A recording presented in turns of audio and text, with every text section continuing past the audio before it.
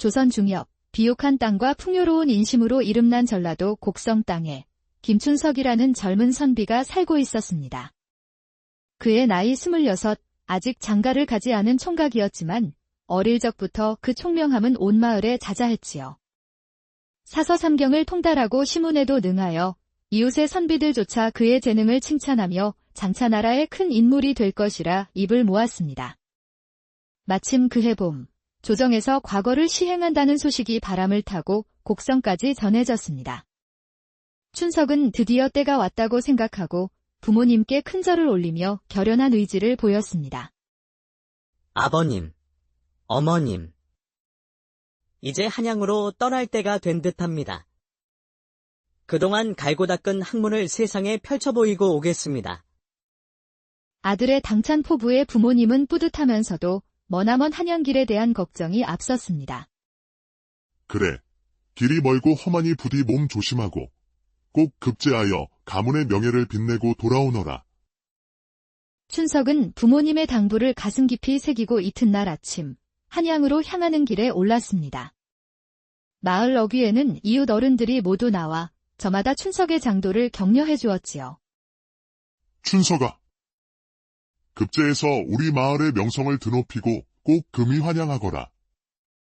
한양까지 가는 길이 험하니 몸 조심하고 어서 다녀오게. 춘석은 따뜻한 응원에 깊이 허리를 숙여 절을 올리고는 희망에 찬 경쾌한 발걸음으로 길을 떠났습니다. 그렇게 며칠을 걸어 충청도 공주 땅에 이르렀을 때 날이 어둑해지고 바람이 심상치 않게 불어오기 시작했습니다.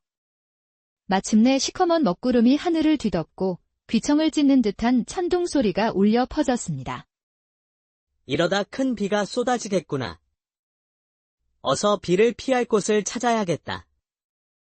춘석이 급히 주위를 둘러보았으나 인적 없는 험한 산길이라 마을도 주막도 보이지 않았습니다. 그런데 저편 고개마루 위로 한 여인이 급히 발걸음을 옮기는 모습이 눈에 들어왔습니다. 춘석은 그 여인을 따라 서둘러 발걸음을 재촉했습니다. 고개를 오르니 그곳에는 버려진 지 오래된 듯한 옛 기와굴 하나가 있었습니다. 여인은 이미 굴 속으로 들어가 비를 피하고 있었고 춘석 역시 굵어지는 빗줄기를 피해 황급히 굴 안으로 뛰어 들어갔습니다. 굴 속은 어둡고 차가웠지만 몰아치는 비바람을 피하기에는 더할 나위 없이 좋은 곳이었습니다. 잠시 후 어둠 속에서 여인의 부드럽고 조용한 목소리가 들려왔습니다. 거기 그렇게 서 계시지 말고 이쪽에 앉아 쉬십시오. 그 말에 춘석은 어색해하면서도 조심스레 여인 곁으로 다가가 앉았습니다. 둘 사이에는 어색한 정적이 흘렀지요. 그때 번개가 번쩍이며 순간 어둠을 환히 밝혔고 춘석은 그녀의 얼굴을 보고 그만 숨이 멎는 듯 했습니다. 눈앞에 드러난 여인의 얼굴은 너무나도 아름다워 활짝 핀 꽃조차 질투할 만큼 절세가인이었습니다. 춘석은 들끓는 마음을 애써 누르며 침착함을 되찾으려 애쓰며 조심스럽게 입을 열었습니다. 부인께서는 어디로 가시는 길이셨습니까? 친정에서 돌아오는 길인데 갑자기 비가 내려 일이 되었지요. 그렇게 둘은 조용히 말을 주고받으며 비바람이 몰아치는 긴 밤을 맞이하게 되었습니다. 굴 안은 캄캄하여 손바닥을 펼쳐도 보이지 않을 만큼 어두웠으나 천둥이 치고 번개가 번쩍일 때마다 순간적으로 굴 안이 밝아져 마주 앉은 두 사람의 얼굴이 희미하게 드러나곤 했습니다. 빗소리와 번개가 굴 안을 뒤흔들 때마다 춘석의 마음도 덩달아 흔들렸습니다. 그때 조심스러운 침묵을 깨고 여인이 먼저 말을 꺼냈습니다. 선비님께서는 과거를 보러 한양으로 가시는 길이라고 하셨지요. 참으로 기특한 일이십니다. 꼭 뜻을 이루실 겁니다. 부인의 부드러운 목소리가 차가운 굴 안을 따뜻하게 감싸는 듯 했습니다. 춘석은 가슴이 두근거려 어찌할 바를 몰랐지만 애써 목소리를 가다듬으며 답했습니다. 고맙습니다, 부인. 덕담을 듣고 보니 마음이 한결 가벼워집니다. 잠시 후 여인은 품에서 조그만 보따리를 꺼내어 말했습니다. 제가 친정에서 떡을 조금 가져왔는데 혹 시장하시면 나누어 드시겠습니까? 춘석은 순간 망설였지만 곧 부인의 따뜻한 마음에 끌려 예에 바르게 말했습니다. 부인의 마음이 참으로 고마우니 감사히 받겠습니다. 여인은 어둠 속에서도 손을 더듬어 떡을 나누어 주었고 두 사람은 천둥번개 속에서 조심스럽게 떡을 먹었습니다. 떡의 달콤한 맛과 부드러운 향기는 춘석의 마음을 더욱 혼란스럽게 만들었습니다. 그러던 중 순간의 번개가 여인의 얼굴을 다시금 환히 밝혔습니다. 춘석은 무심결에 손을 뻗어 여인의 가녀린 손목을 잡았습니다. 부인은 조용히 그러나 단호하게 손목을 빼며 말했습니다. 선비님, 이 밤의 어둠이 사람의 마음을 흔들기 쉽지요. 허나 이 밤을 정결히 보내는 것이 서로를 위해 좋을 것입니다. 춘석은 자신의 행동이 부끄러워 고개를 숙이며 깊이 사죄했습니다. 제가 무례하였습니다. 부디 너그러이 용서하시길 바라오. 여인은 어둠 속에서도 미소를 띤 듯한 부드러운 음성으로 말했습니다. 괜찮습니다. 누구에게나 한순간 마음이 흔들릴 때가 있는 법이지요.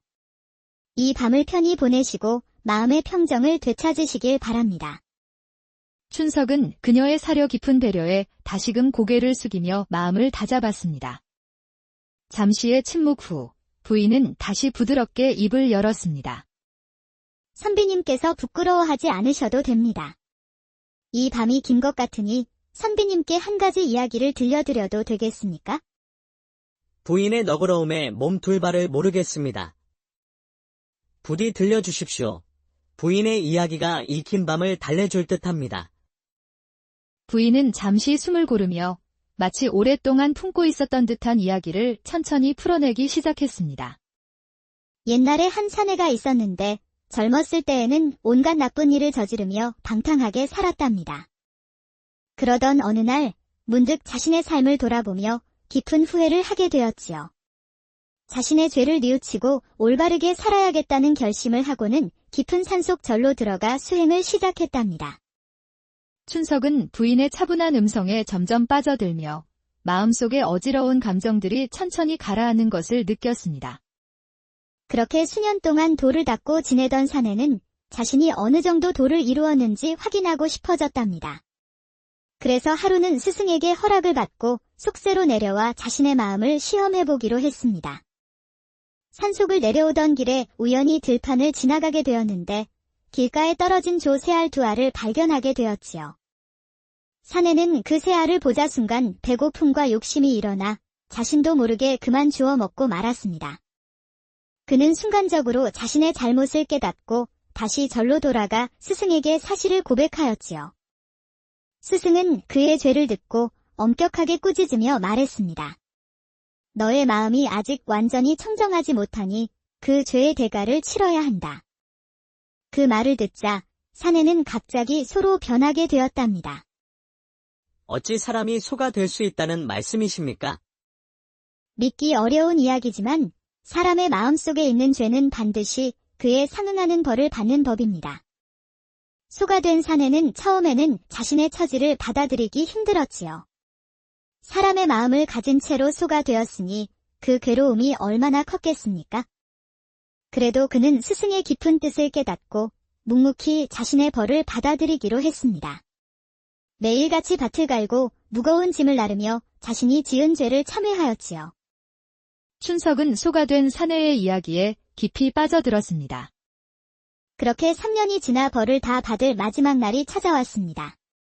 마침내 다시 사람으로 돌아온 사내는 주인 앞에 무릎을 꿇고 말했습니다. 저는 원래 사람이었으나 죄를 지어 소가 되는 벌을 받았습니다. 그 벌을 다 치렀으니 이제 다시 사람의 몸으로 돌아가려 합니다. 그동안 베풀어 주신 은혜에 감사드립니다. 주인은 크게 놀랐지만 곧 그의 말을 진심으로 받아들였습니다. 떠나기 전 사내는 주인에게 한 가지 부탁을 했습니다. 제가 떠난 뒤 마을 사람들을 불러 크게 잔치를 열어주십시오. 이것이 앞으로의 복을 유지할 수 있는 길입니다. 주인은 사내의 말을 그대로 따랐지요. 춘석은 이야기를 들으며 무언가 깊은 교훈을 얻은 듯 고개를 끄덕였습니다. 부인, 그 사내의 이야기가 참으로 많은 것을 생각하게 만듭니다. 결국 사람이 지은 죄는 언젠가는 반드시 갚아야 하는 것이군요. 맞습니다. 선비님. 사람이 마음을 바로잡고 살아야 함을 이 이야기는 알려줍니다. 비록 순간의 욕심과 유혹이 있을지라도 참된 마음을 지키는 것이 가장 중요한 법이지요. 춘석은 그녀의 말에 깊은 깨달음을 얻으며 가슴속에 울림을 느꼈습니다. 그 밤은 길었지만 더 이상 그의 마음에 혼란은 없었습니다. 어느새 밖에서는 빗줄기가 잦아들고 동굴 입구로 새벽빛이 스며들기 시작했습니다. 마침내 아침 햇살이 동굴 입구를 밝게 비추자 두 사람은 자리에서 일어났습니다. 부인의 이야기가 제게 큰 교훈을 주었습니다. 덕분에 긴 밤을 잘 견딜 수 있었습니다. 정말 감사합니다. 저 또한 선비님 덕분에 무서움을 이겨낼 수 있었습니다. 감사드립니다. 그런데 부인의 성함이라도 알 수 있겠습니까? 저는 이미 혼인하여 이름도 성도 없는 사람입니다. 그저 사국에 사는 이씨 집안의 며느리일 뿐입니다. 그렇게 두 사람은 예를 갖춘 후 각자의 갈 길로 향했습니다. 그러나 부인이 집으로 돌아가자마자 시댁에서는 큰 소란이 벌어졌습니다. 밤새 돌아오지 않은 며느리를 기다리던 시어머니와 남편은 부인의 이야기를 듣자마자 얼굴이 굳어졌습니다. 외간 남자와 하룻밤을 함께 보냈다는 이야기를 믿으란 말이오. 너 같은 여자를 우리 집안에 둘 수 없다. 당장 짐을 싸서 친정으로 돌아가거라. 부인은 억울한 마음에 눈물을 흘리며 애원했지만 시댁 식구들의 마음은 완고하게 돌아섰습니다. 결국 부인은 시댁에서 쫓겨나고 말았지요. 한편 한양에 도착한 김춘석은 동굴에서의 일이 마음속에서 계속 떠올라 시험 준비에 집중하지 못했습니다. 결국 김춘석은 그해 과거에서 낙방하고 말았습니다.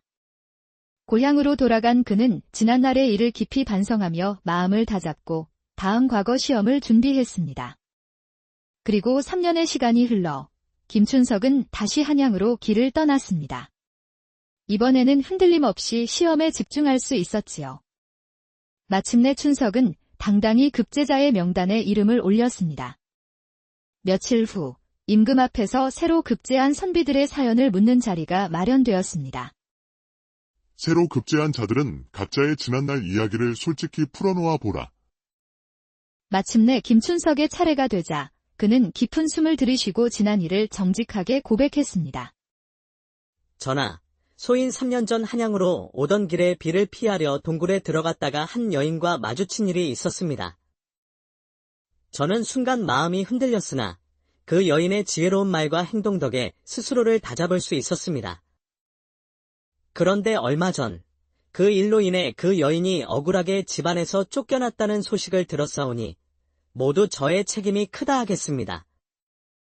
이 말을 들은 임금과 신하들은 매우 놀랐고 임금이 다시 물었습니다. 혹시 그 여인의 집안과 이름을 알고 있는가? 예, 전하. 사국에 사는 이씨 문중의 며느리로 알고 있사옵니다. 그런데 그때 갑자기 다른 급제자가 자리에서 일어나며 말을 꺼냈습니다. 그는 바로 이응춘이라는 선비였지요. 전하, 제가 바로 그 여인의 남편이옵니다. 아내의 말을 의심하여 억울하게 내쫓았던 것이 저의 큰 잘못입니다. 이제야 모든 진실을 깨닫고 깊이 뉘우치고 있사옵니다. 김춘석과 이응춘은 서로를 바라보며 놀라움을 금치 못했습니다. 이렇게 두 사람은 우연히 급제의 자리에서 마주쳐 진실을 알게 된 것이었습니다. 임금은 두 사람의 솔직한 고백을 듣고 감동했습니다. 두 사람 모두 정직하게 진실을 밝히니 매우 훌륭하도다. 억울하게 쫓겨난 부인의 명예도 회복되어야 마땅하다. 이응춘은 즉시 집으로 돌아가 억울하게 내친 부인을 정중히 다시 맞아들이고 지난날의 잘못을 진심으로 사과하여 다시금 부부의 연을 회복하라. 임금의 명령에 이응춘은 깊은 감사의 예를 올리며 눈물을 글썽였습니다. 성은이 만극하옵니다. 반드시 부인의 명예를 회복하고 다시는 같은 실수를 반복하지 않겠나이다. 그렇게 이응춘은 고향으로 돌아가 부인을 다시 맞이하였고 진심으로 지난 잘못을 사죄했습니다.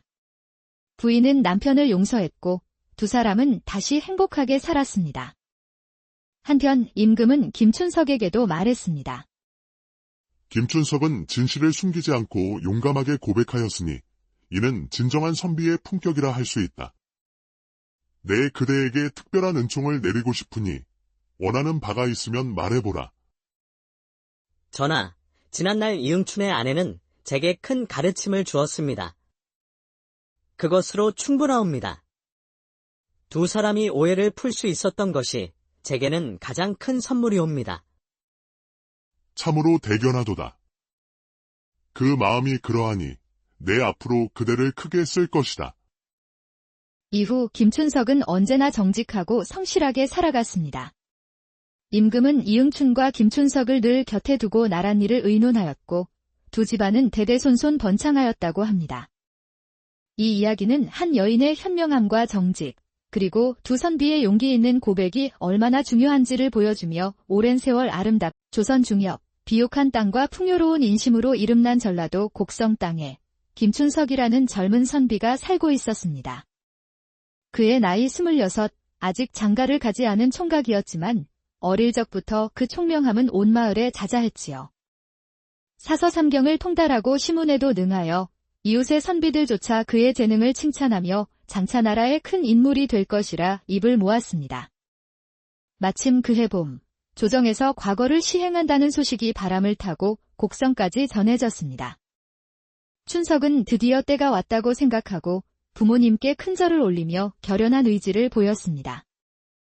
아버님, 어머님, 이제 한양으로 떠날 때가 된 듯합니다. 그동안 갈고 닦은 학문을 세상에 펼쳐보이고 오겠습니다. 아들의 당찬 포부에 부모님은 뿌듯하면서도 머나먼 한양길에 대한 걱정이 앞섰습니다. 그래, 길이 멀고 험하니 부디 몸 조심하고 꼭 급제하여 가문의 명예를 빛내고 돌아오너라. 춘석은 부모님의 당부를 가슴 깊이 새기고 이튿날 아침 한양으로 향하는 길에 올랐습니다. 마을 어귀에는 이웃 어른들이 모두 나와 저마다 춘석의 장도를 격려해 주었지요. 춘석아, 급제해서 우리 마을의 명성을 드높이고 꼭 금이 환영하거라. 한양까지 가는 길이 험하니 몸 조심하고 어서 다녀오게. 춘석은 따뜻한 응원에 깊이 허리를 숙여 절을 올리고는 희망에 찬 경쾌한 발걸음으로 길을 떠났습니다. 그렇게 며칠을 걸어 충청도 공주 땅에 이르렀을 때 날이 어둑해지고 바람이 심상치 않게 불어오기 시작했습니다. 마침내 시커먼 먹구름이 하늘을 뒤덮고 귀청을 찢는 듯한 천둥 소리가 울려 퍼졌습니다. 이러다 큰 비가 쏟아지겠구나. 어서 비를 피할 곳을 찾아야겠다. 춘석이 급히 주위를 둘러보았으나 인적 없는 험한 산길이라 마을도 주막도 보이지 않았습니다. 그런데 저편 고개마루 위로 한 여인이 급히 발걸음을 옮기는 모습이 눈에 들어왔습니다. 춘석은 그 여인을 따라 서둘러 발걸음을 재촉했습니다.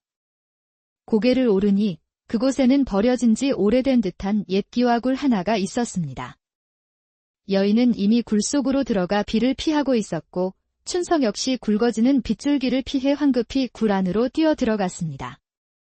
굴 속은 어둡고 차가웠지만 몰아치는 비바람을 피하기에는 더할 나위 없이 좋은 곳이었습니다.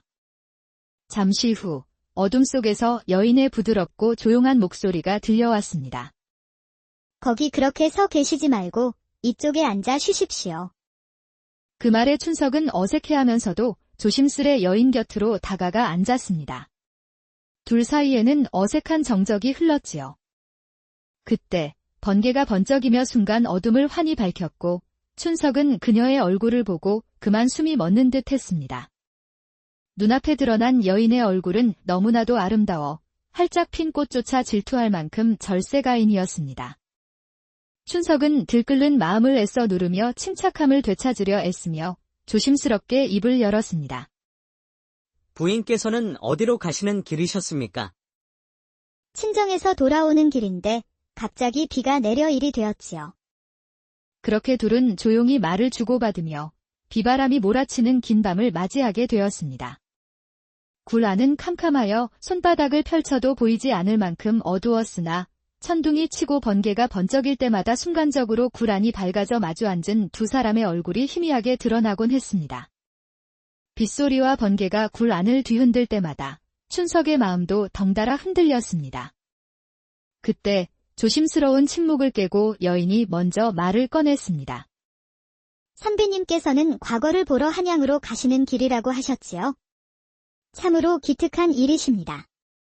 꼭 뜻을 이루실 겁니다. 부인의 부드러운 목소리가 차가운 굴 안을 따뜻하게 감싸는 듯 했습니다. 춘석은 가슴이 두근거려 어찌할 바를 몰랐지만 애써 목소리를 가다듬으며 답했습니다. 고맙습니다. 부인. 덕담을 듣고 보니 마음이 한결 가벼워집니다. 잠시 후 여인은 품에서 조그만 보따리를 꺼내어 말했습니다. 제가 친정에서 떡을 조금 가져왔는데 혹 시장하시면 나누어 드시겠습니까? 춘석은 순간 망설였지만 곧 부인의 따뜻한 마음에 끌려 예에 바르게 말했습니다. 부인의 마음이 참으로 고마우니 감사히 받겠습니다. 여인은 어둠 속에서도 손을 더듬어 떡을 나누어 주었고 두 사람은 천둥 번개 속에서 조심스럽게 떡을 먹었습니다. 떡의 달콤한 맛과 부드러운 향기는 춘석의 마음을 더욱 혼란스럽게 만들었습니다. 그러던 중 순간의 번개가 여인의 얼굴을 다시금 환히 밝혔습니다. 춘석은 무심결에 손을 뻗어 여인의 가녀린 손목을 잡았습니다. 부인은 조용히 그러나 단호하게 손목을 빼며 말했습니다. 선비님, 이 밤의 어둠이 사람의 마음을 흔들기 쉽지요. 허나 이 밤을 정결히 보내는 것이 서로를 위해 좋을 것입니다. 춘석은 자신의 행동이 부끄러워 고개를 숙이며 깊이 사죄했습니다. 제가 무례하였습니다. 부디 너그러이 용서하시길 바라오. 여인은 어둠 속에서도 미소를 띤 듯한 부드러운 음성으로 말했습니다. 괜찮습니다. 누구에게나 한순간 마음이 흔들릴 때가 있는 법이지요. 이 밤을 편히 보내시고 마음의 평정을 되찾으시길 바랍니다. 춘석은 그녀의 사려 깊은 배려에 다시금 고개를 숙이며 마음을 다잡았습니다. 잠시의 침묵 후 부인은 다시 부드럽게 입을 열었습니다. 선비님께서 부끄러워하지 않으셔도 됩니다. 이 밤이 긴 것 같으니 선비님께 한 가지 이야기를 들려드려도 되겠습니까? 부인의 너그러움에 몸 둘 바를 모르겠습니다. 부디 들려주십시오. 부인의 이야기가 이 긴 밤을 달래줄 듯합니다. 부인은 잠시 숨을 고르며 마치 오랫동안 품고 있었던 듯한 이야기를 천천히 풀어내기 시작했습니다. 옛날에 한 사내가 있었는데 젊었을 때에는 온갖 나쁜 일을 저지르며 방탕하게 살았답니다. 그러던 어느 날 문득 자신의 삶을 돌아보며 깊은 후회를 하게 되었지요. 자신의 죄를 뉘우치고 올바르게 살아야겠다는 결심을 하고는 깊은 산속 절로 들어가 수행을 시작했답니다. 춘석은 부인의 차분한 음성에 점점 빠져들며 마음속의 어지러운 감정들이 천천히 가라앉는 것을 느꼈습니다. 그렇게 수년 동안 돌을 닦고 지내던 사내는 자신이 어느 정도 도를 이루었는지 확인하고 싶어졌답니다. 그래서 하루는 스승에게 허락을 받고 속세로 내려와 자신의 마음을 시험해보기로 했습니다. 산속을 내려오던 길에 우연히 들판을 지나가게 되었는데 길가에 떨어진 조 새알 두 알을 발견하게 되었지요. 사내는 그 새알을 보자 순간 배고픔과 욕심이 일어나 자신도 모르게 그만 주워 먹고 말았습니다. 그는 순간적으로 자신의 잘못을 깨닫고 다시 절로 돌아가 스승에게 사실을 고백하였지요. 스승은 그의 죄를 듣고 엄격하게 꾸짖으며 말했습니다. 너의 마음이 아직 완전히 청정하지 못하니 그 죄의 대가를 치러야 한다. 그 말을 듣자 사내는 갑자기 소로 변하게 되었답니다. 어찌 사람이 소가 될 수 있다는 말씀이십니까? 믿기 어려운 이야기지만 사람의 마음속에 있는 죄는 반드시 그에 상응하는 벌을 받는 법입니다. 소가 된 사내는 처음에는 자신의 처지를 받아들이기 힘들었지요. 사람의 마음을 가진 채로 소가 되었으니 그 괴로움이 얼마나 컸겠습니까? 그래도 그는 스승의 깊은 뜻을 깨닫고 묵묵히 자신의 벌을 받아들이기로 했습니다. 매일같이 밭을 갈고 무거운 짐을 나르며 자신이 지은 죄를 참회하였지요. 춘석은 소가 된 사내의 이야기에 깊이 빠져들었습니다. 그렇게 3년이 지나 벌을 다 받을 마지막 날이 찾아왔습니다. 마침내 다시 사람으로 돌아온 사내는 주인 앞에 무릎을 꿇고 말했습니다. 저는 원래 사람이었으나 죄를 지어 소가 되는 벌을 받았습니다. 그 벌을 다 치렀으니 이제 다시 사람의 몸으로 돌아가려 합니다. 그동안 베풀어 주신 은혜에 감사드립니다. 주인은 크게 놀랐지만 곧 그의 말을 진심으로 받아들였습니다. 떠나기 전 사내는 주인에게 한 가지 부탁을 했습니다. 제가 떠난 뒤 마을 사람들을 불러 크게 잔치를 열어주십시오. 이것이 앞으로의 복을 유지할 수 있는 길입니다. 주인은 사내의 말을 그대로 따랐지요. 춘석은 이야기를 들으며 무언가 깊은 교훈을 얻은 듯 고개를 끄덕였습니다. 부인, 그 사내의 이야기가 참으로 많은 것을 생각하게 만듭니다. 결국 사람이 지은 죄는 언젠가는 반드시 갚아야 하는 것이군요. 맞습니다. 선비님. 사람이 마음을 바로잡고 살아야 함을 이 이야기는 알려줍니다. 비록 순간의 욕심과 유혹이 있을지라도 참된 마음을 지키는 것이 가장 중요한 법이지요. 춘석은 그녀의 말에 깊은 깨달음을 얻으며 가슴속에 울림을 느꼈습니다. 그 밤은 길었지만 더 이상 그의 마음에 혼란은 없었습니다. 어느새 밖에서는 빗줄기가 잦아들고 동굴 입구로 새벽빛이 스며들기 시작했습니다. 마침내 아침 햇살이 동굴 입구를 밝게 비추자 두 사람은 자리에서 일어났습니다. 부인의 이야기가 제게 큰 교훈을 주었습니다.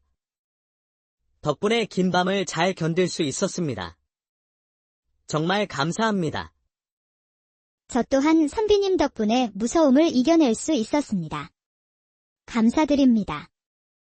그런데 부인의 성함이라도 알 수 있겠습니까? 저는 이미 혼인하여 이름도 성도 없는 사람입니다. 그저 사국에 사는 이씨 집안의 며느리일 뿐입니다. 그렇게 두 사람은 예를 갖춘 후 각자의 갈 길로 향했습니다. 그러나 부인이 집으로 돌아가자마자 시댁에서는 큰 소란이 벌어졌습니다. 밤새 돌아오지 않은 며느리를 기다리던 시어머니와 남편은 부인의 이야기를 듣자마자 얼굴이 굳어졌습니다. 외간 남자와 하룻밤을 함께 보냈다는 이야기를 믿으란 말이오. 너 같은 여자를 우리 집안에 둘 수 없다. 당장 짐을 싸서 친정으로 돌아가거라. 부인은 억울한 마음에 눈물을 흘리며 애원했지만 시댁 식구들의 마음은 완고하게 돌아섰습니다. 결국 부인은 시댁에서 쫓겨나고 말았지요. 한편 한양에 도착한 김춘석은 동굴에서의 일이 마음속에서 계속 떠올라 시험 준비에 집중하지 못했습니다. 결국 김춘석은 그해 과거에서 낙방하고 말았습니다. 고향으로 돌아간 그는 지난날의 일을 깊이 반성하며 마음을 다잡고 다음 과거 시험을 준비했습니다. 그리고 3년의 시간이 흘러 김춘석은 다시 한양으로 길을 떠났습니다. 이번에는 흔들림 없이 시험에 집중할 수 있었지요. 마침내 춘석은 당당히 급제자의 명단에 이름을 올렸습니다. 며칠 후 임금 앞에서 새로 급제한 선비들의 사연을 묻는 자리가 마련되었습니다. 새로 급제한 자들은 각자의 지난날 이야기를 솔직히 풀어놓아 보라. 마침내 김춘석의 차례가 되자 그는 깊은 숨을 들이쉬고 지난 일을 정직하게 고백했습니다. 전하, 소인 3년 전 한양으로 오던 길에 비를 피하려 동굴에 들어갔다가 한 여인과 마주친 일이 있었습니다. 저는 순간 마음이 흔들렸으나 그 여인의 지혜로운 말과 행동 덕에 스스로를 다잡을 수 있었습니다. 그런데 얼마 전 그 일로 인해 그 여인이 억울하게 집안에서 쫓겨났다는 소식을 들었사오니 모두 저의 책임이 크다 하겠습니다. 이 말을 들은 임금과 신하들은 매우 놀랐고 임금이 다시 물었습니다. 혹시 그 여인의 집안과 이름을 알고 있는가? 예, 전하. 사국에 사는 이씨 문중의 며느리로 알고 있사옵니다. 그런데 그때 갑자기 다른 급제자가 자리에서 일어나며 말을 꺼냈습니다. 그는 바로 이응춘이라는 선비였지요. 전하, 제가 바로 그 여인의 남편이옵니다.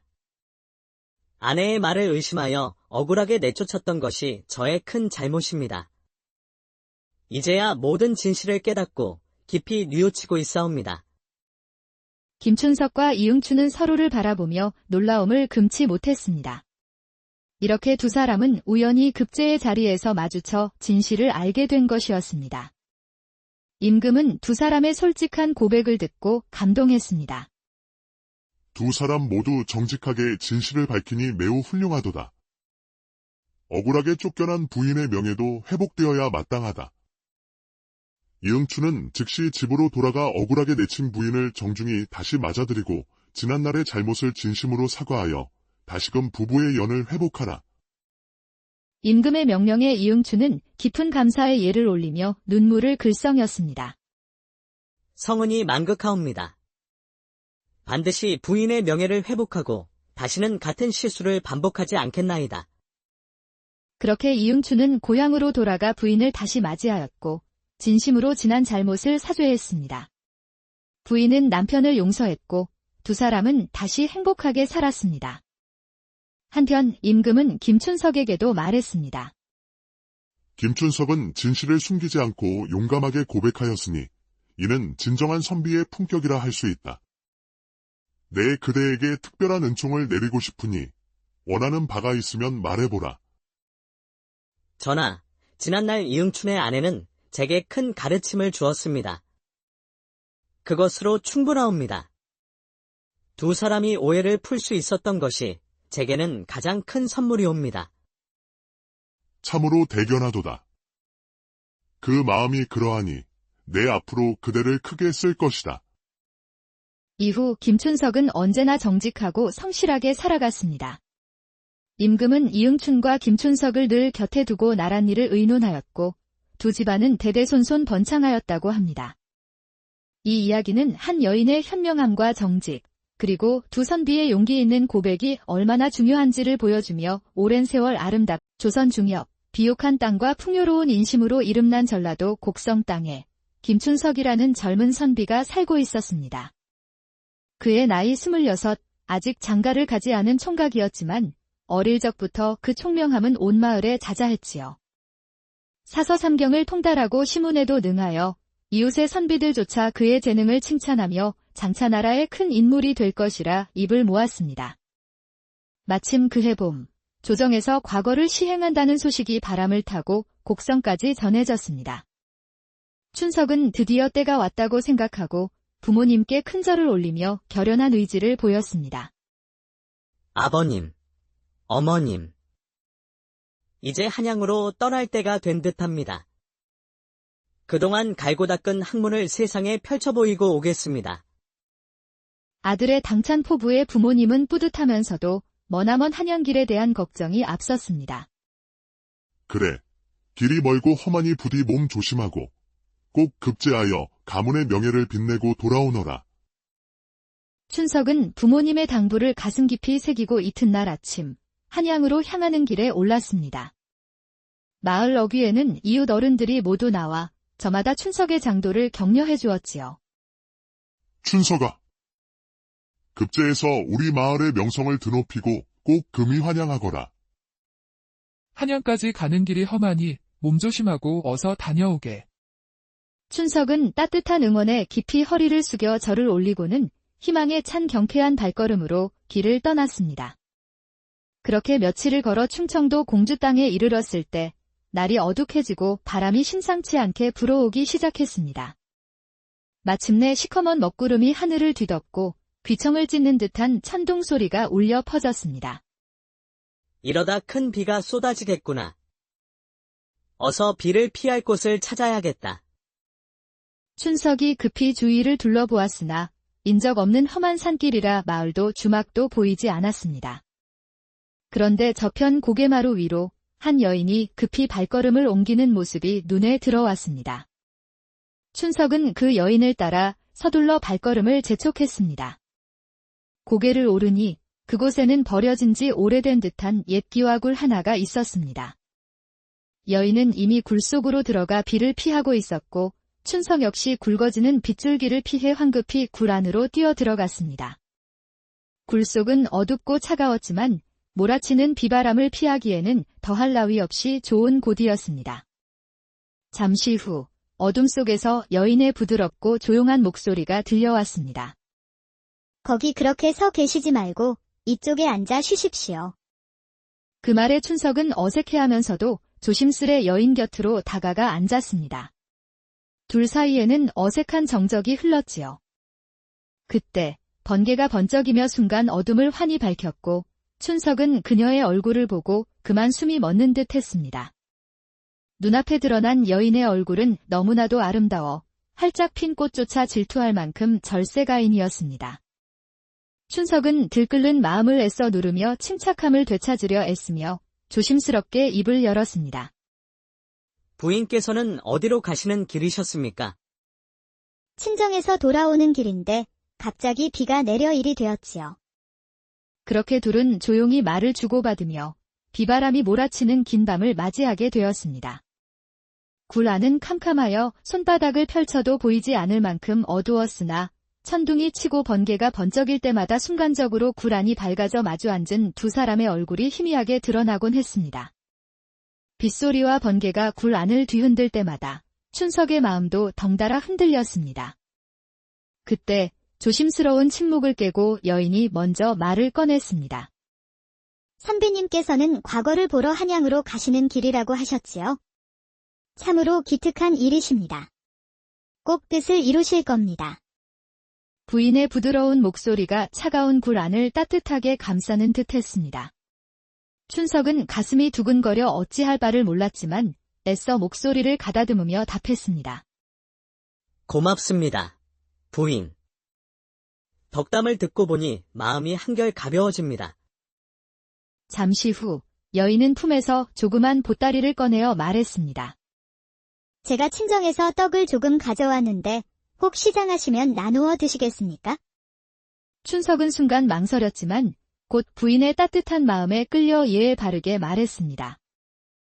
부인의 마음이 참으로 고마우니 감사히 받겠습니다. 여인은 어둠 속에서도 손을 더듬어 떡을 나누어 주었고 두 사람은 천둥 번개 속에서 조심스럽게 떡을 먹었습니다. 떡의 달콤한 맛과 부드러운 향기는 춘석의 마음을 더욱 혼란스럽게 만들었습니다. 그러던 중 순간의 번개가 여인의 얼굴을 다시금 환히 밝혔습니다. 춘석은 무심결에 손을 뻗어 여인의 가녀린 손목을 잡았습니다. 부인은 조용히 그러나 단호하게 손목을 빼며 말했습니다. 선비님, 이 밤의 어둠이 사람의 마음을 흔들기 쉽지요.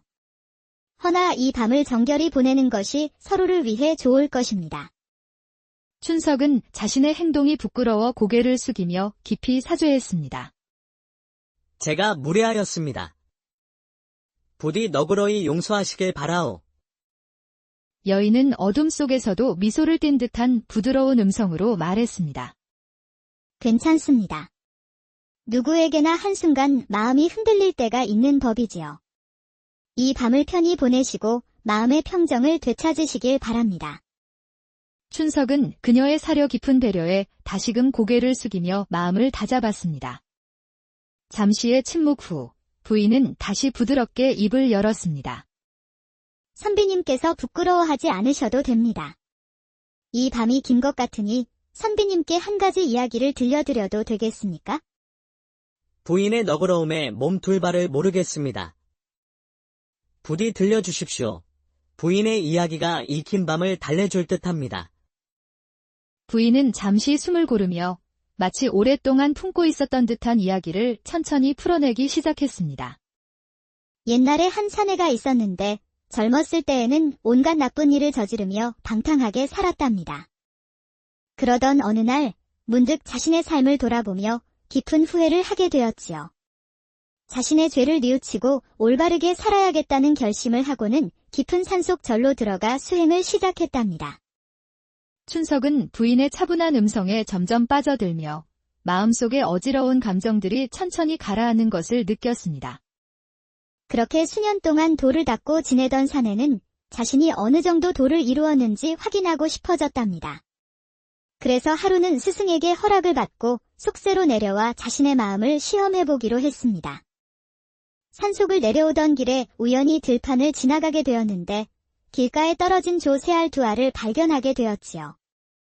사내는 그 새알을 보자 순간 배고픔과 욕심이 일어나 자신도 모르게 그만 주워 먹고 말았습니다.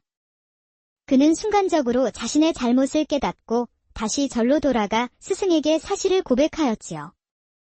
스승은 그의 죄를 듣고 엄격하게 꾸짖으며 말했습니다. 너의 마음이 아직 완전히 청정하지 못하니 그 죄의 대가를 치러야 한다. 그 말을 듣자 사내는 갑자기 소로 변하게 되었답니다. 어찌 사람이 소가 될 수 있다는 말씀이십니까? 믿기 어려운 이야기지만 사람의 마음속에 있는 죄는 반드시 그에 상응하는 벌을 받는 법입니다. 소가 된 사내는 처음에는 자신의 처지를 받아들이기 힘들었지요. 사람의 마음을 가진 채로 소가 되었으니 그 괴로움이 얼마나 컸겠습니까?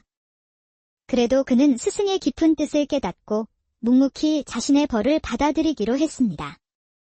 매일같이 밭을 갈고 무거운 짐을 나르며 자신이 지은 죄를 참회하였지요. 춘석은 소가 된 사내의 이야기에 깊이 빠져들었습니다. 그렇게 3년이 지나 벌을 다 받을 마지막 날이 찾아왔습니다. 마침내 다시 사람으로 돌아온 사내는 주인 앞에 무릎을 꿇고 말했습니다. 저는 원래 사람이었으나 죄를 지어 소가 되는 벌을 받았습니다.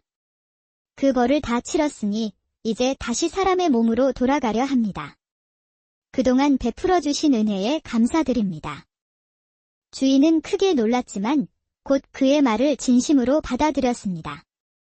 떠나기 전 사내는 주인에게 한 가지 부탁을 했습니다. 제가 떠난 뒤 마을 사람들을 불러 크게 잔치를 열어주십시오. 이것이 앞으로의 복을 유지할 수 있는 길입니다. 주인은 사내의 말을 그대로 따랐지요. 춘석은 이야기를 들으며 무언가 깊은 교훈을 얻은 듯 고개를 끄덕였습니다. 부인, 그 사내의 이야기가 참으로 많은 것을 생각하게 만듭니다. 결국 사람이 지은 죄는 언젠가는 반드시 갚아야 하는 것이군요. 맞습니다. 선비님. 사람이 마음을 바로잡고 살아야 함을 이 이야기는 알려줍니다. 비록 순간의 욕심과 유혹이 있을지라도 참된 마음을 지키는 것이 가장 중요한 법이지요. 춘석은 그녀의 말에 깊은 깨달음을 얻으며 가슴속에 울림을 느꼈습니다. 그 밤은 길었지만 더 이상 그의 마음에 혼란은 없었습니다. 어느새 밖에서는 빗줄기가 잦아들고 동굴 입구로 새벽빛이 스며들기 시작했습니다. 마침내 아침 햇살이 동굴 입구를 밝게 비추자 두 사람은 자리에서 일어났습니다. 부인의 이야기가 제게 큰 교훈을 주었습니다. 덕분에 긴 밤을 잘 견딜 수 있었습니다. 정말 감사합니다. 저 또한 선비님 덕분에 무서움을 이겨낼 수 있었습니다. 감사드립니다. 그런데 부인의 성함이라도 알 수 있겠습니까? 저는 이미 혼인하여 이름도 성도 없는 사람입니다. 그저 사국에 사는 이씨 집안의 며느리일 뿐입니다. 그렇게 두 사람은 예를 갖춘 후 각자의 갈 길로 향했습니다. 그러나 부인이 집으로 돌아가자마자 시댁에서는 큰 소란이 벌어졌습니다. 밤새 돌아오지 않은 며느리를 기다리던 시어머니와 남편은 부인의 이야기를 듣자마자 얼굴이 굳어졌습니다. 외간 남자와 하룻밤을 함께 보냈다는 이야기를 믿으란 말이오. 너 같은 여자를 우리 집안에 둘 수 없다. 당장 짐을 싸서 친정으로 돌아가거라. 부인은 억울한 마음에 눈물을 흘리며 애원했지만 시댁 식구들의 마음은 완고하게 돌아섰습니다. 결국 부인은 시댁에서 쫓겨나고 말았지요. 한편 한양에 도착한 김춘석은 동굴에서의 일이 마음속에서 계속 떠올라 시험 준비에 집중하지 못했습니다. 결국 김춘석은 그해 과거에서 낙방하고 말았습니다. 고향으로 돌아간 그는 지난날의 일을 깊이 반성하며 마음을 다잡고 다음 과거 시험을 준비했습니다. 그리고 3년의 시간이 흘러 김춘석은 다시 한양으로 길을 떠났습니다. 이번에는 흔들림 없이 시험에 집중할 수 있었지요. 마침내 춘석은 당당히 급제자의 명단에 이름을 올렸습니다. 며칠 후 임금 앞에서 새로 급제한 선비들의 사연을 묻는 자리가 마련되었습니다. 새로 급제한 자들은 각자의 지난날 이야기를 솔직히 풀어놓아 보라. 마침내 김춘석의 차례가 되자 그는 깊은 숨을 들이쉬고 지난 일을 정직하게 고백했습니다. 전하, 소인 3년 전 한양으로 오던 길에 비를 피하려 동굴에 들어갔다가 한 여인과 마주친 일이 있었습니다. 저는 순간 마음이 흔들렸으나 그 여인의 지혜로운 말과 행동 덕에 스스로를 다잡을 수 있었습니다. 그런데 얼마 전 그 일로 인해 그 여인이 억울하게 집안에서 쫓겨났다는 소식을 들었사오니 모두 저의 책임이 크다 하겠습니다. 이 말을 들은 임금과 신하들은 매우 놀랐고 임금이 다시 물었습니다. 혹시 그 여인의 집안과 이름을 알고 있는가? 예, 전하. 사곡에 사는 이씨 문중의 며느리로 알고 있사옵니다. 그런데 그때 갑자기 다른 급제자가 자리에서 일어나며 말을 꺼냈습니다. 그는 바로 이응춘이라는 선비였지요. 전하, 제가 바로 그 여인의 남편이옵니다. 아내의 말을 의심하여 억울하게 내쫓았던 것이 저의 큰 잘못입니다. 이제야 모든 진실을 깨닫고 깊이 뉘우치고 있사옵니다. 김춘석과 이응춘은 서로를 바라보며 놀라움을 금치 못했습니다. 이렇게 두 사람은 우연히 급제의 자리에서 마주쳐 진실을 알게 된 것이었습니다. 임금은 두 사람의 솔직한 고백을 듣고 감동했습니다. 두 사람 모두 정직하게 진실을 밝히니 매우 훌륭하도다. 억울하게 쫓겨난 부인의 명예도 회복되어야 마땅하다. 이응춘은 즉시 집으로 돌아가 억울하게 내친 부인을 정중히 다시 맞아들이고 지난날의 잘못을 진심으로 사과하여 다시금 부부의 연을 회복하라. 임금의 명령에 이응춘은 깊은 감사의 예를 올리며 눈물을 글썽였습니다. 성은이 만극하옵니다. 반드시 부인의 명예를 회복하고 다시는 같은 실수를 반복하지 않겠나이다. 그렇게 이응춘은 고향으로 돌아가 부인을 다시 맞이하였고 진심으로 지난 잘못을 사죄했습니다. 부인은 남편을 용서했고 두 사람은 다시 행복하게 살았습니다. 한편 임금은 김춘석에게도 말했습니다. 김춘석은 진실을 숨기지 않고 용감하게 고백하였으니 이는 진정한 선비의 품격이라 할 수 있다. 내 그대에게 특별한 은총을 내리고 싶으니 원하는 바가 있으면 말해보라. 전하, 지난날 이응춘의 아내는 제게 큰 가르침을 주었습니다. 그것으로 충분하옵니다. 두 사람이 오해를 풀 수 있었던 것이 제게는 가장 큰 선물이옵니다. 참으로 대견하도다. 그 마음이 그러하니 내 앞으로 그대를 크게 쓸 것이다. 이후 김춘석은 언제나 정직하고 성실하게 살아갔습니다. 임금은 이응춘과 김춘석을 늘 곁에 두고 나란 일을 의논하였고 두 집안은 대대손손 번창하였다고 합니다. 이 이야기는 한 여인의 현명함과 정직, 그리고 두 선비의 용기 있는 고백이 얼마나 중요한지를 보여주며 오랜 세월 조선 중엽, 비옥한 땅과 풍요로운 인심으로 이름난 전라도 곡성 땅에 김춘석이라는 젊은 선비가 살고 있었습니다. 그의 나이 26, 아직 장가를 가지 않은 총각이었지만 어릴 적부터 그 총명함은 온 마을에 자자했지요. 사서삼경을 통달하고 시문에도 능하여 이웃의 선비들조차 그의 재능을 칭찬하며 장차 나라의 큰 인물이 될 것이라 입을 모았습니다. 마침 그해 봄, 조정에서 과거를 시행한다는 소식이 바람을 타고 곡성까지 전해졌습니다. 춘석은 드디어 때가 왔다고 생각하고 부모님께 큰 절을 올리며 결연한 의지를 보였습니다. 아버님, 어머님, 이제 한양으로 떠날 때가 된 듯합니다. 그동안 갈고 닦은 학문을 세상에 펼쳐 보이고 오겠습니다. 아들의 당찬 포부에 부모님은 뿌듯하면서도 머나먼 한양길에 대한 걱정이 앞섰습니다. 그래, 길이 멀고 험하니 부디 몸 조심하고 꼭 급제하여 가문의 명예를 빛내고 돌아오너라. 춘석은 부모님의 당부를 가슴 깊이 새기고 이튿날 아침 한양으로 향하는 길에 올랐습니다. 마을 어귀에는 이웃 어른들이 모두 나와 저마다 춘석의 장도를 격려해 주었지요. 춘석아, 급제에서 우리 마을의 명성을 드높이고 꼭 금이 환영하거라. 한양까지 가는 길이 험하니 몸조심하고 어서 다녀오게.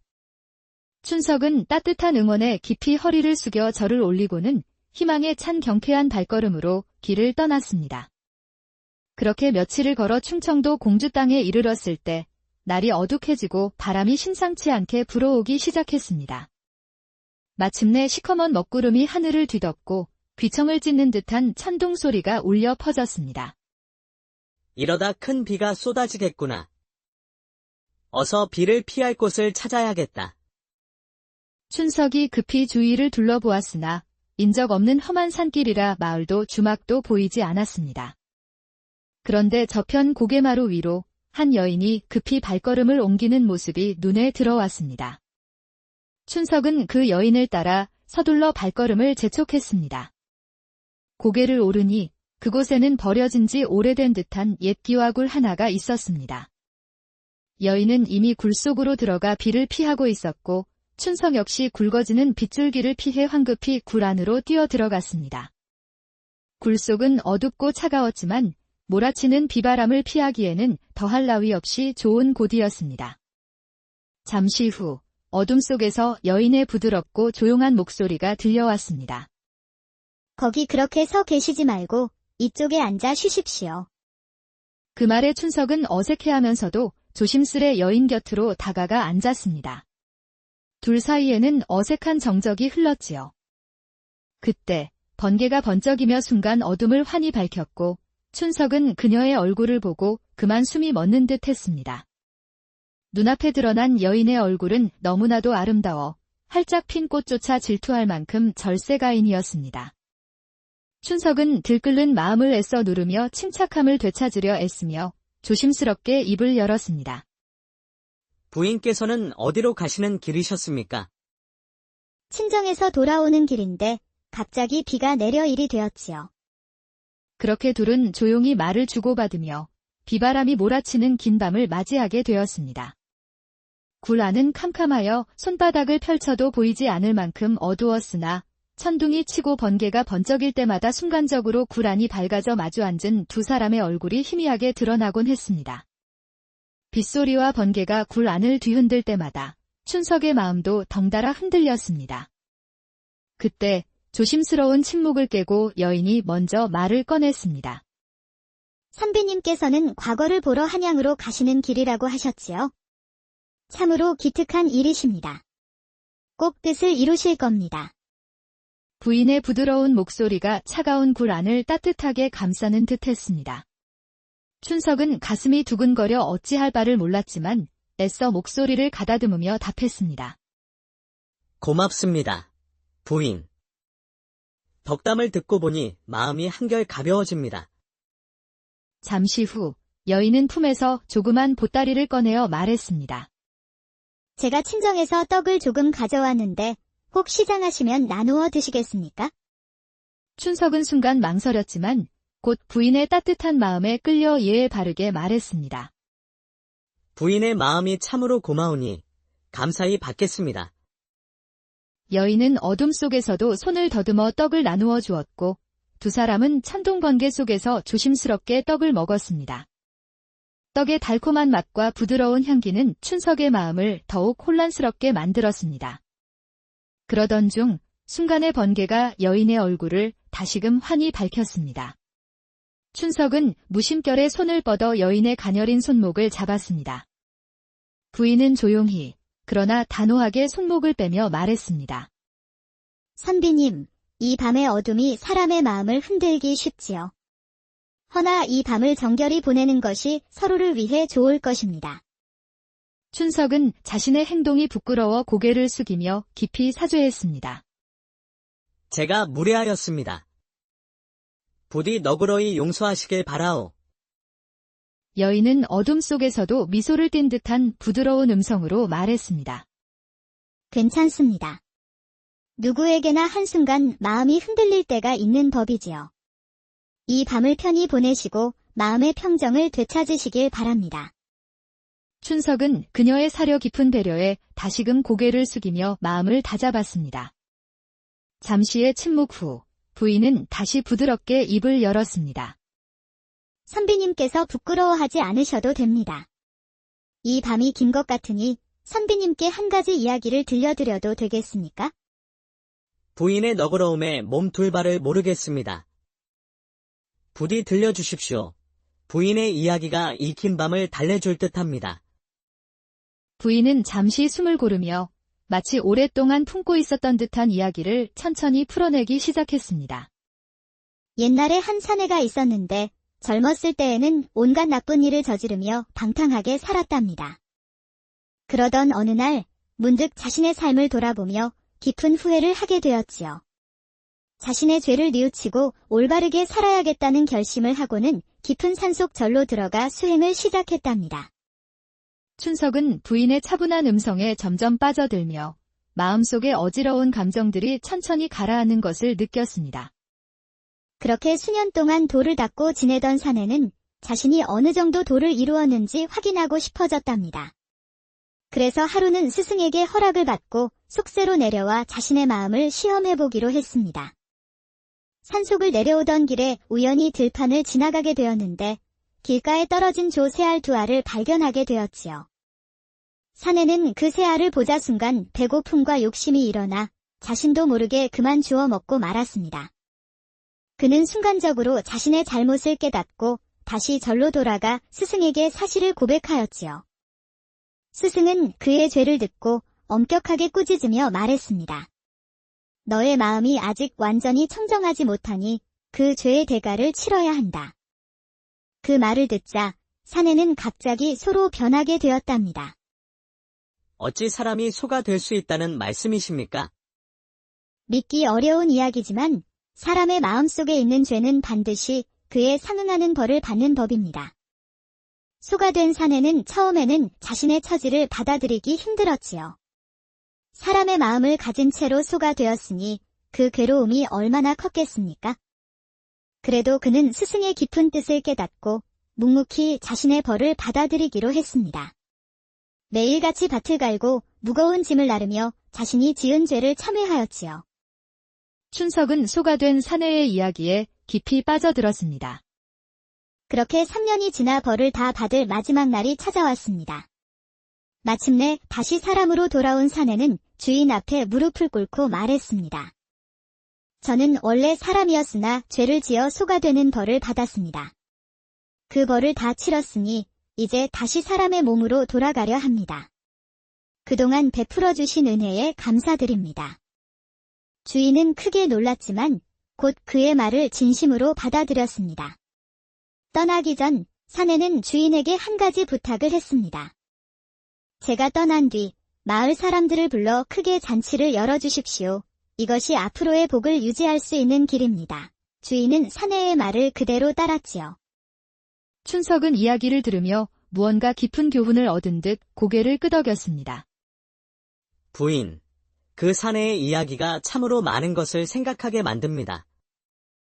결국 사람이 지은 죄는 언젠가는 반드시 갚아야 하는 것이군요. 맞습니다. 선비님. 사람이 마음을 바로잡고 살아야 함을 이 이야기는 알려줍니다. 비록 순간의 욕심과 유혹이 있을지라도 참된 마음을 지키는 것이 가장 중요한 법이지요. 춘석은 그녀의 말에 깊은 깨달음을 얻으며 가슴속에 울림을 느꼈습니다. 그 밤은 길었지만 더 이상 그의 마음에 혼란은 없었습니다. 어느새 밖에서는 빗줄기가 잦아들고 동굴 입구로 새벽빛이 스며들기 시작했습니다. 마침내 아침 햇살이 동굴 입구를 밝게 비추자 두 사람은 자리에서 일어났습니다. 부인의 이야기가 제게 큰 교훈을 주었습니다. 덕분에 긴 밤을 잘 견딜 수 있었습니다. 정말 감사합니다.